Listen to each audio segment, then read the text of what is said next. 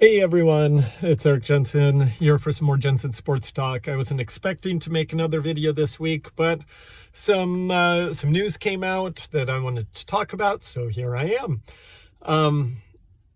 Anyways, I've got a couple things I want to talk about. First thing is on transfers. A little bit on transfers, and then the USC schedule has sort of been put out, so I want to talk a little bit about that as well. So, football schedule, that is. So, a player that I've absolutely enjoyed watching, especially this past season, is Kyle Ford. And he's fought through knee injuries, a few knee injuries, and, he really embodies the fight-on spirit of USC. And but he decided it was best for him to transfer away this next season, which I'm all for. Like, if you want better opportunities, that's just fine. However, and don't get me wrong, I like Kyle Ford. I will still like Kyle Ford. I will root for Kyle Ford. But having said that, he decided that he was going to transfer to UCLA. So while I will be cheering for Kyle Ford still to do good and hopefully get lots of yards, I hope he loses every game. And so that's my point, is with the whole transfer portal opening up, people transferring here and there and everywhere. I understand that. I even understand in certain circumstances, if you have not had any playing time or anything like that, you're brand new.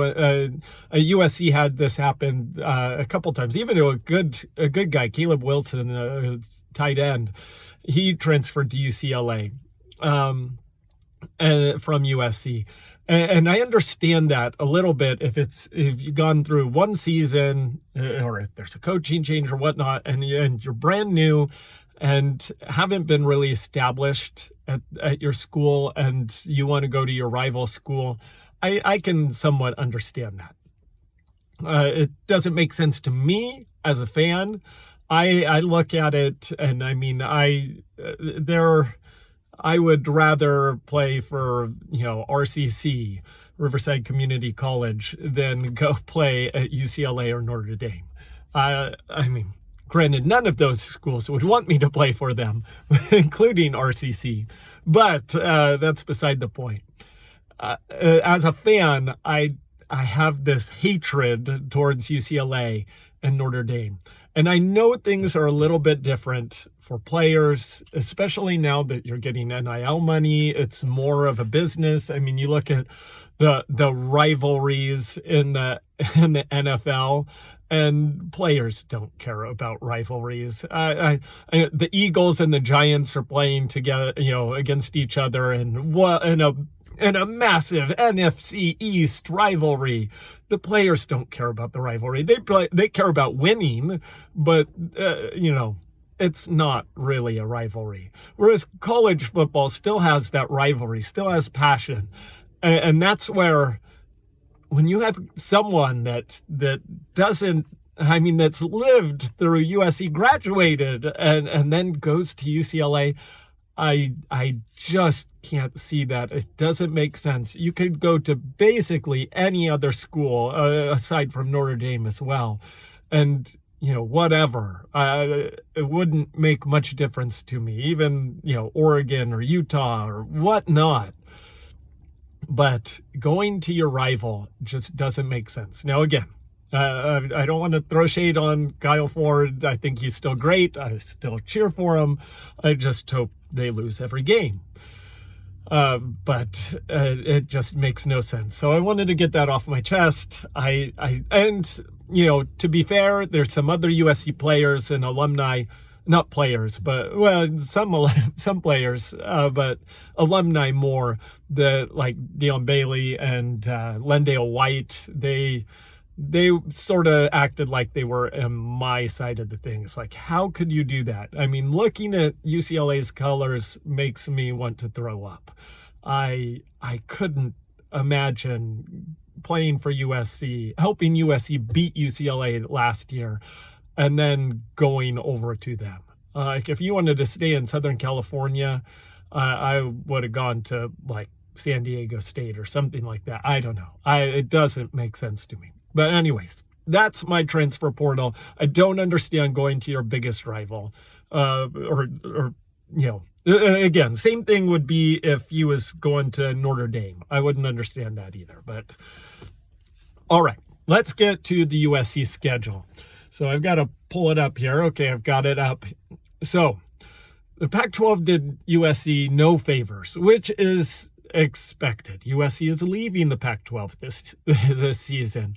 So it is not surprising that the Pac-12 would not help out USC. I'm not even all that angry about the Pac-12 doing that. I think it makes sense for them.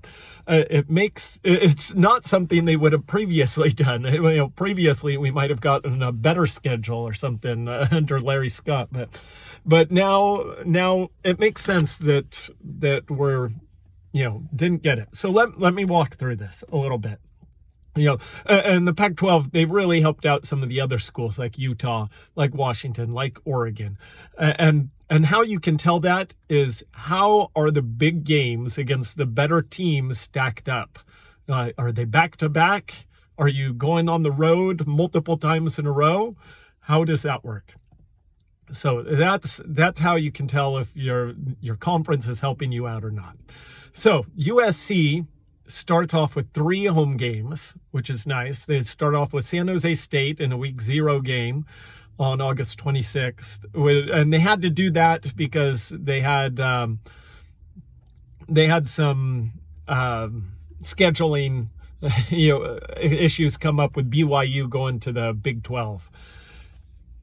At least that's what I understand.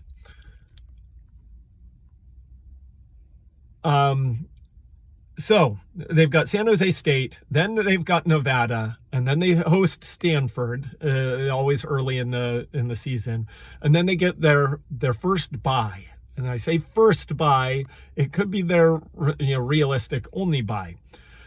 So after Stanford, so you got realistically, that should be 3 easy teams to win. Now, I'm not going to be like one of these people that go, oh, that's a win, that's a win, that's a win. Who knows how these teams will be? Who knows which teams will actually live up to potential and which ones won't? It's impossible to tell really looking at it, but we can examine it a little bit. So after the bye at the end of September, then they go to Arizona State, and they go to Arizona State, and then they go to Colorado, and then before coming back to Arizona. Now, again, if we're looking at this, it looks like they've stacked up some relatively easier teams, at least historically in the past few seasons altogether. You go through 6 games here, and there isn't one that you're really thinking this is a powerhouse. I mean, Colorado could be interesting. They've got Deion Sanders now, and it's at Colorado. But it's earlier in the season. It shouldn't be snowing or anything, so that helps. And then here's where we get the problem. So we get USC in October going to Notre Dame, and then immediately following that up with the game against Utah. That's 2 very physical teams. That's very hard. Then you get a road game, so shorter time there, and you're going to Cal. Now, again, that historically speaking, that should be somewhat of a break after 2 big games in a row. And then you finish the season off with Washington, at Oregon, and then UCLA. Now, that's 3 big games all in a row. And if you look at it, that's 9 straight games in a row. Which is pretty ridiculous. No one else in the Pac-12 has that many games in a row. It's only a USC here. Now, again, do I blame the Pac-12 for this? No. I'm just explaining that they set it up very difficult for USC. The silver lining is, if USC does get through this, they do have a bye week before the Pac-12 championship game to hopefully rest up. They were beaten up going against Utah, and it showed against Utah. It showed, after going from UCLA to Notre Dame and then going to Utah, that was tough for USC. So what can we take from this? USC's got their work cut out for them, and they need to be able to things that they need to do, I think, looking at this season in order to be successful. They need to get big leads against some of the lesser teams so that they can let the younger guys go into games and rest their starters a little bit more. They didn't do a great job of that later in the season, this past season, and they need to do a better job, especially if you're looking at Cal after Notre Dame and Utah. You want to be able to rest some guys on that road trip before going to Washington, Oregon, and UCLA. So that's one. Two, you're going to have to be a little bit more physical, which is good. They're going to the Big Ten. It should be more physical. If you can do those two things, get some leads against teams that you should have leads against, and then be more physical, then hopefully that will translate in order to maintain going through those rough stretches. And again, no breaks for 9 straight games. That takes, you're going to have some physicality there and some endurance there to get you through that stretch, especially when you're backing up, the last 3 stretch, or at Oregon, Washington and UCLA. Washington is first in that, but that's a tough one. Do I think they can? I do. I have faith in Lincoln Riley. I think their defense will be improved. The offense should be great. So hopefully USC does a great job there. And yes, that is the USC schedule. My breakdown there of at least the initial look at it and what the Pac-12 is doing. Again, they have every right to punish USC. USC's leaving the conference, so it makes sense. So that is what it is. USC's got a tough road ahead, and hopefully they'll do a good job this next season. Anyways, have it so good. Bye.